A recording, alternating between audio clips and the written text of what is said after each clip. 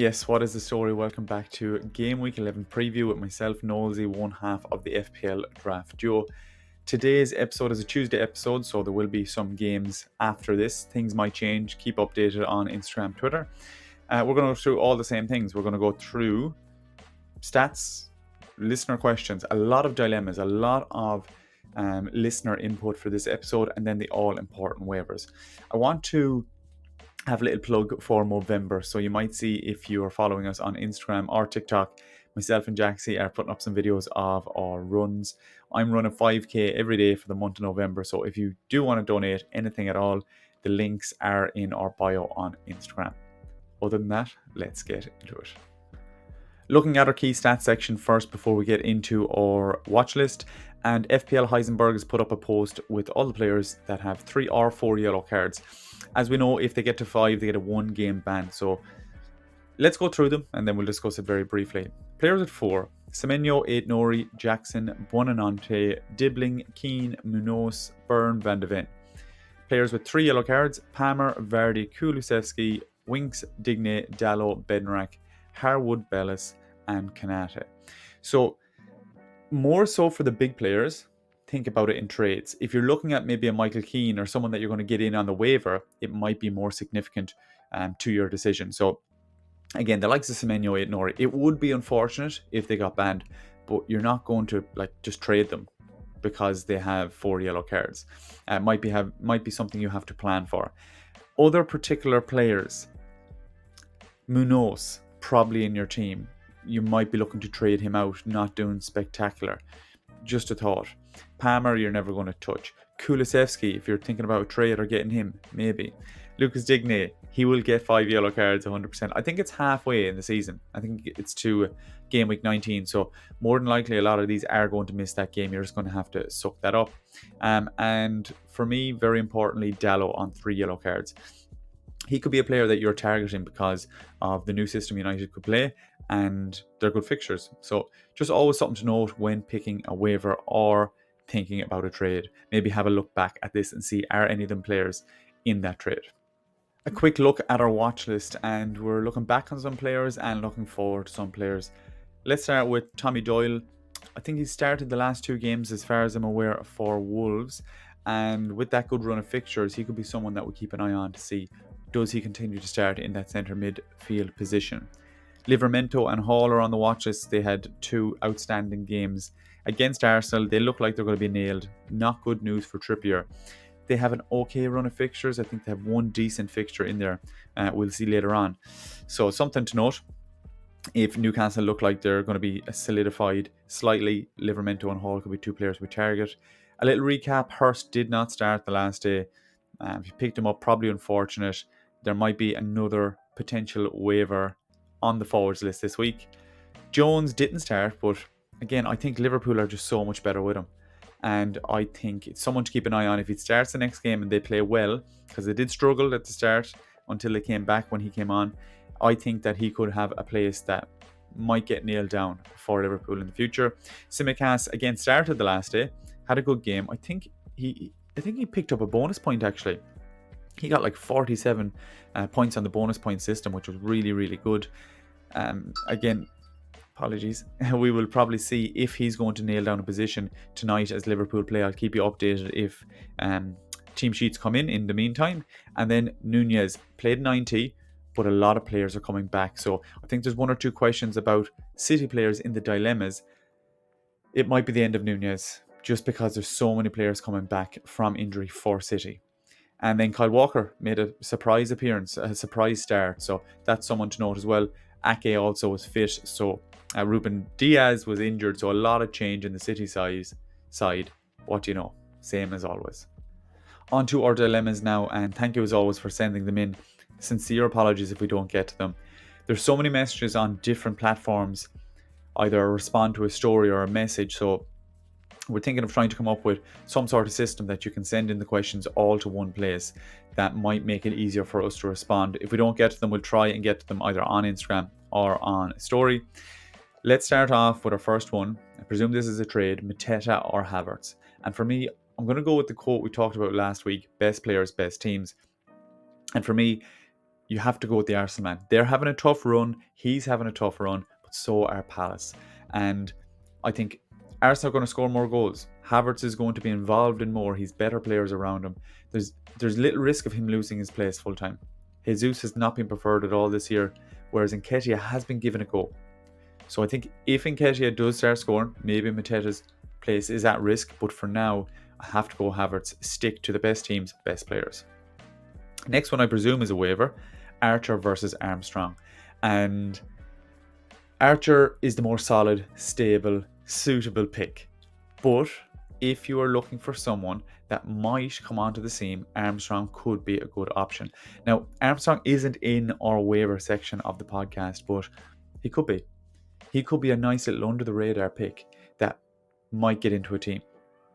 He has been very, very prolific when he plays. Last season in the Championship, 21 goals, 14 assists, something like that. Archer has been preferred, but not really prolific. So I think if your team is set up where you need to start a striker most weeks, Archer is the sensible pick. Now, the issue is that Southampton have a very tough run of fixtures. So the likelihood of you starting an Archer and Armstrong is low unless you really need to. So sensible pick Archer, a bit of a gamble. Armstrong could be a good option. Not in the waivers, but maybe he'll prove us wrong.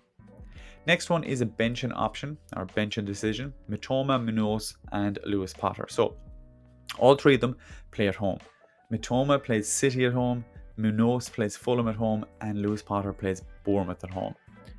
And I had to think about this one for a while. I think straight away Mitoma is a top class player. City have been very, very poor at the back compared to what they usually are. So City are not impenetrable.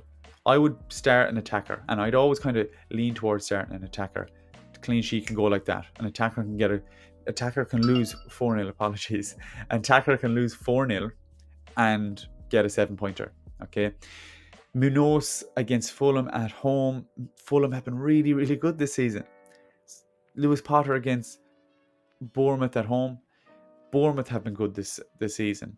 Lewis Potter looks like he's the nailed down left wing. Not nailed down. He looks like he'll start most games left wing for Brentford. They look like they can score goals. So I think it's a very tough decision between Munoz and Potter. I'm gearing towards the attacker in Lewis Potter, but it's very, very tough.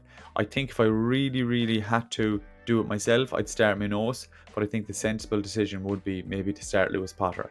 Just a higher probability of getting returns. Maybe I'm wrong. Next one is, this person has these three players on the waiver: KDB, Gordon, and Semenyo. What the hell? How many players are in your league? Who would you pick up? Oh, it's so hard. It's so hard to pick between these three players. I know I picked Semenyo last week, okay? But that's because we thought KDB was out for another 4 or 5 game weeks. KDB was on the bench the last day. I think he's going to get some game time this week. So Gordon, brilliant, got a return, played fantastic. I think whoever you pick up is going to be good for you. If you need someone to play for you, I think maybe go for a Gordon or a Semenyo. Semenyo does have that yellow card, so maybe you want to lean towards Gordon just in case you lose a player. But I think if your team is set up pretty well, I'd go KDB, because as I said last week, he only needs a game or two to go off.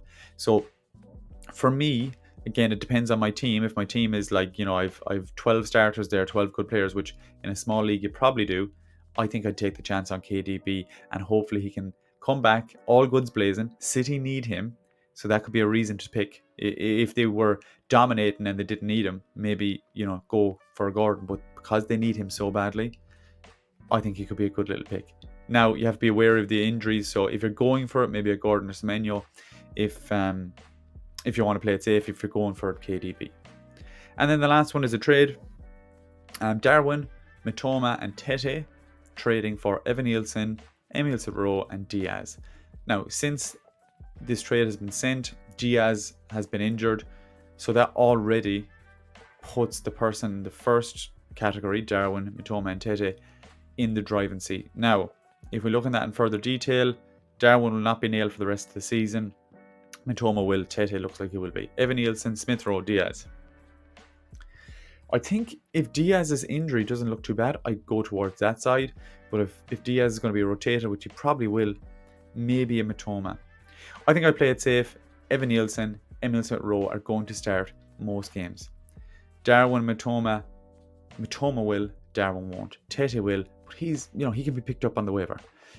Diaz might be traded for someone. So actually, I think at the start I was thinking Darwin, Matoma, but I think I'm going to go with the solid Evan Nielsen and Emil Smith-Rowe. Let's get into some more listener questions that are not specifically player versus player. I have Timber, Saliba and Gabriel. Do I trade one away? I think it's a smart decision. Arsenal's defence isn't amazing. It will improve.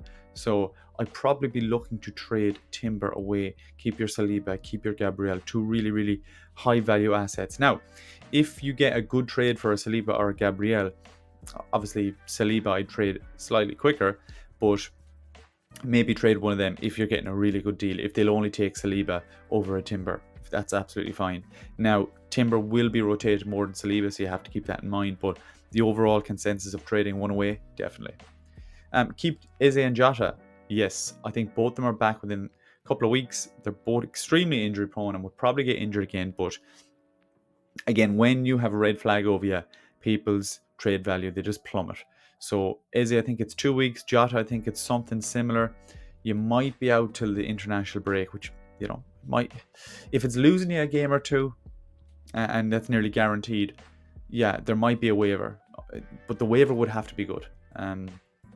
Apart from that, there are two really, really good assets that I'd like to have in my team. Jota might be rotated once he comes back, but I think the fact that he's so explosive, it's hard. It's hard to get rid of him. And even if he comes back fit and plays one game, then someone will want him. So I think you have to keep them. But again, that's team dependent. It's very easy to say, but it is team dependent. Maybe you might have to sacrifice one. Kudos worth picking up on the waiver. Yeah, definitely. We're going to talk about him in the waiver section. Yeah, we'll wait till then. Kudos is a good one. Should I keep Bonanante or move to Damsgaard or Paqueta, considering next 3 fixtures? So Bonanante has 4 yellow cards. They have, I think, 1 good fixture left, and then they have a very hard run of fixtures. He's been very, very good for Leicester. So it's not that he's been playing poorly. He's been playing really, really well. Stats good. Everything goes through him. But the issue is that he's playing for Leicester, playing for a poor side. And the number of goals they're going to score is going to be limited. A Damsgaard, good option. I think they have another 3 fixtures. I'd probably make that move. Paqueta, West Ham not going great. Paqueta, still a yellow card merchant. Something dodgy going on there.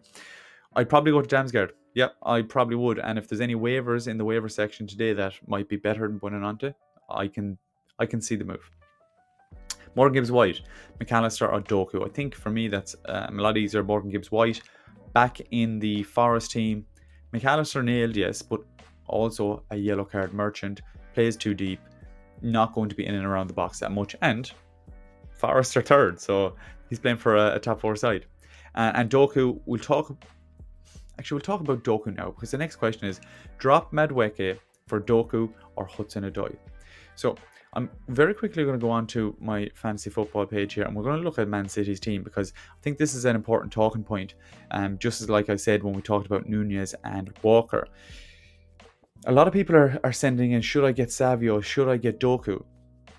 Savio, Doku, Grealish. All of those, unless I see something else, are always going to be the same in my eyes. They are going to be really, really good for 1 or 2 games. But over the course of a season, their average points is not going to be great. And they'll lose you some games, they'll win you some games.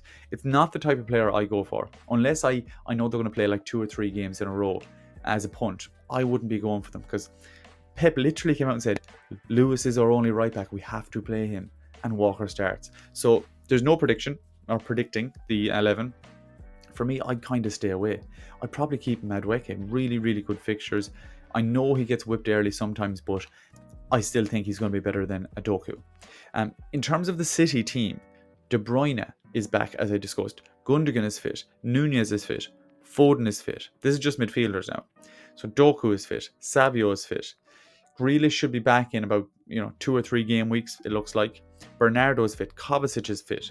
So they're getting a lot of those midfielders back. Yes, Ruben Diaz is injured, Stones is carrying an injury, and we obviously have Rodri.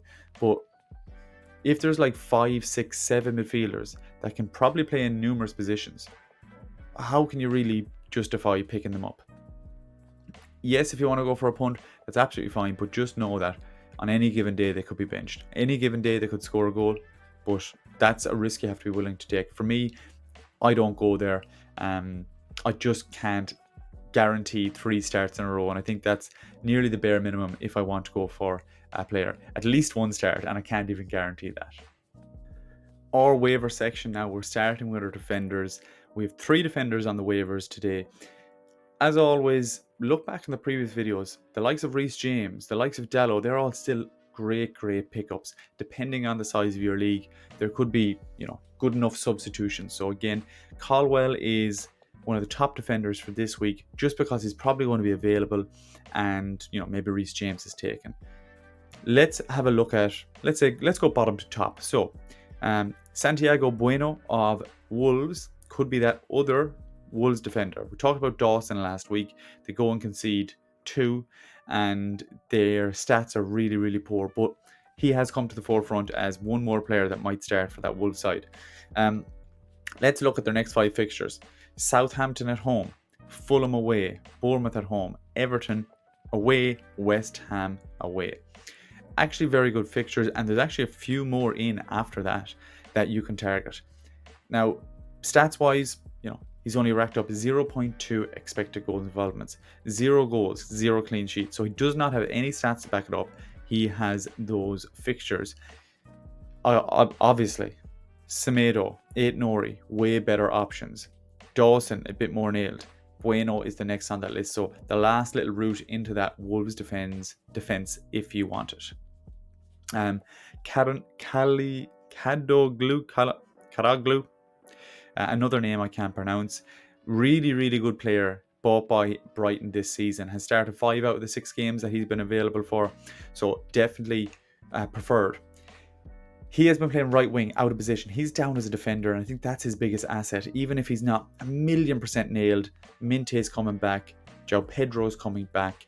They have Rutter playing very well. So the big issue is that he has a lot of competition, but he can play in defence as well. So I think it's worth a little pickup. Very exciting. Banged a goal last week. 3 returns in a row. A goal, clean sheet. And we see that in his returns. 1 goal, 2 clean sheets, all in the last 3 games. An out-of-position defender could be absolutely massive in the draft. So I think he's a really good one to target. Let's look at his next 5. Obviously, he has that City at home, very tough fixture. But then Bournemouth away, Southampton at home, Fulham away, Leicester away. So yes, Fulham and Bournemouth aren't easy fixtures this year, as I have noted here. But if he's in an attacking position, he's at a slight advantage. So definitely a really good option this week. I think if you want to go for a solid option with a very good team over the last couple of weeks, Colwill is one of those players. Fofana, it could be a substitution either. The difference between Fofana and Colwill is a slight increase in expected goal involvements. Colwill has had exactly 1, but with no returns, only the 2 clean sheets that Chelsea have kept, and he's been nailed this season. So I think very safe pick. Next 5 fixtures: Arsenal at home, Leicester away, Villa at home, Southampton away, Spurs away. But it's after that they get really juicy. So if you got 2 clean sheets in the next 5, that'd be huge. It's after that you're looking to pick up them points. Going to be a really solid player in your team. And Chelsea look like they're really, how many times can I say it? They're becoming a lot more solid. Our midfield waiver suggestions, I have 3 of them here, but there's probably, depending on your league size, more of them available. This is if you're in a big size league. This is if the majority of players have been taken. The thing about now is that it's coming to that time of the season before the transfer window is open, where a lot of good players are picked up. You're really looking through the dirt to pick a good waiver. And I think what you have to look for is teams that are coming into form, teams or players that are solidified in their team, and an easy run of fixtures. They mightn't be the most exciting, but they could be the ones that get you them points. Now, we'll start at the bottom. I talked about him last week, but Tavernier, again, some nice fixtures. Let's look at his next 6. Away to Brentford, home to Brighton, away to Wolves, home to Spurs, away to Ipswich, and home to West Ham. 3.6 expected goal involvements, 1 goal, 2 assists. So racking up them expected goal involvements and on them set pieces, as I said last week, probably going to be available on that waiver. Next up is Joelinton. At times last season, an unbelievable player. Hasn't yet done it this year. 1 goal, playing slightly wider. Newcastle haven't got going. There was a couple of other players that I could have picked for Newcastle. Joe Willock, playing in an advanced role, picking up some good positions. Shawnee Longstaff, always good for a goal. But Joelinton is probably the most nailed. He's started the last 4 or 5 games, played 80, 90 minutes, and can strike them. We know that. Playing wide for Newcastle last day against Arsenal. I know that might change when they play Forest away next game week, but has racked up 1.9 expected goal involvements. And I think if you're going for someone in that Newcastle side that can score, that we know what they're about, Joelinton's probably a safe pick. Next 7, as I said, Forest away, West Ham at home, Palace away, Liverpool at home, Brentford away, Leicester at home, and Ipswich away. So in there, looking at teams that you can get at, right? And when I look at these stats in terms of midfielders, I'm gauging them, the colour on them, by how easy it is to score against them. So when I say West Ham green fixture, they've been very poor at the back. Palace green fixture, very poor. Leicester and Ipswich, obvious reasons. So I think they actually have some good fixtures in there. And then top of the list, a lot of people were asking about him. Someone asked, should I drop him? Kudos, 1 more game to go. Suspended for game week 11, but then they play Newcastle, Arsenal. 2 tough fixtures, fair enough. Leicester and Wolves.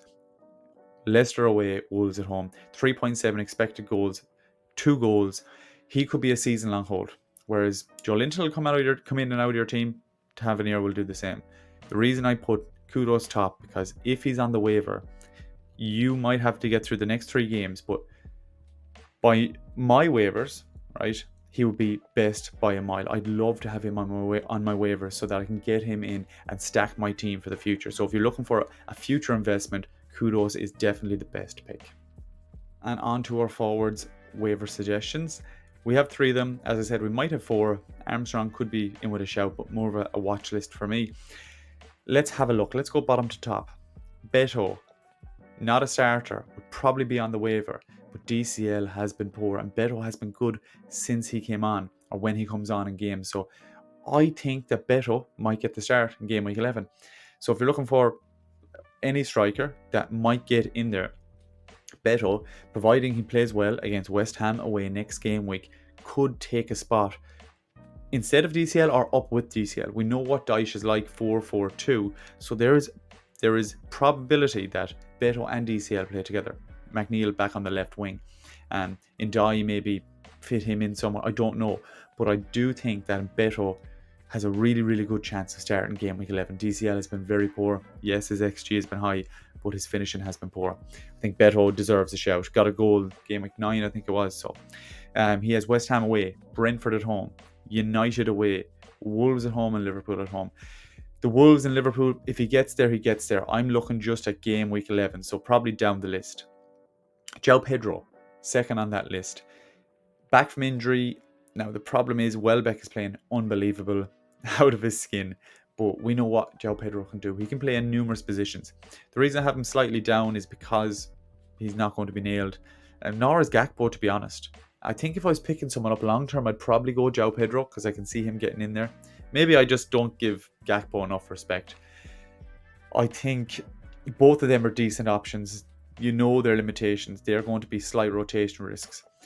Let's have a look at João Pedro. 2 goals in his, I think, 4 appearances. He hasn't played since game week 4-5, so he has been out for a while.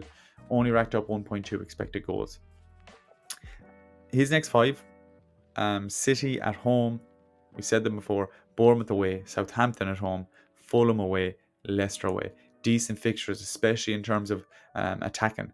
So if he gets maybe a cameo against City, maybe a cameo against Bournemouth, you might be looking at a start against Southampton. So again, you have to know what you're dealing with here. Really, really good asset, but will take time to get back into that side. But if you have a non-playing striker or rotation striker, probably a good decision to swap them. And then Gakpo, the guy that always comes up here, in and out of the team, in and out of our waiver suggestions. Banged a goal last week. Now, it could have easily been Darwin's goal if there was a slight change. So let's not read into it too much, but has been playing well. When he does play, he played well for Liverpool. That assist came from a ball across the box for Jota. Brilliant, brilliant ball. So Gakpo has the potential to maybe get in that side. Luis Diaz has been left out, but the issue is that they have a lot of European football. So if he decides it's a big game and he needs to play Luis Diaz, Gakpo might play in them European games. Very hard to solidify a place down while Europe is on. But great team, playing well, hard to ignore. And if we look at its fixtures, Villa at home, Southampton away, City at home, Newcastle away, Everton away. Not bad, but again, when you're playing for a top side, them fixtures, they don't look as daunting. City one, yes, always looks daunting because I think they'll play, slightly defensive, but Villa, Newcastle, Everton, they are not daunting fixtures. So not a bad pickup if you're looking for a Gakpo, but again, know what you are getting with him. Game Week 11 preview wrapped up. If there's any changes, stay tuned on Instagram, on Twitter, on TikTok, though, whatever form of social media, we're on there. Thank you, as always, for any engagement. FPL Draft, you're out. Boom.